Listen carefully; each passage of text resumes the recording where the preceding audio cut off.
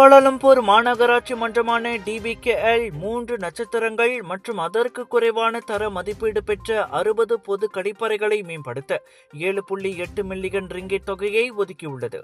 Mayor Datuk Seri ஃபட்லூன் மாவுஜட் கூறுகையில், இந்த கழிப்பறைகளில் பெரும்பாலானவை பூங்காக்கள் மற்றும் பொது இடங்களில் அமைந்துள்ளன என்றார். கோலாலம்பூரில் மொத்தம் 168 பொது கழிப்பறைகள் உள்ளன. அவற்றில் 97 கழிப்பறைகள் 3 நட்சத்திரங்களுக்கு குறைவான தர மதிப்பீடு பெற்றுள்ளன. முதற்கட்டமாக 60 கழிப்பறைகள் புதுப்பிக்கப்பட உள்ள நிலையில் மீதமுள்ள கழிப்பறைகள் அடுத்த ஆண்டு மேம்படுத்தப்படும் என்று அவர் தெரிவித்தார். மேலும் பொது கழிப்பறைகளை கலை, வடிவமைப்பு மற்றும் சுற்றுச்சூழலுக்கு உகந்த அம்சங்களுடன் அழகுபடுத்தும் KL ஆர்ட் டாய்லெட்ஸ் திட்டமும் அறிமுகப்படுத்தப்பட்டுள்ளது.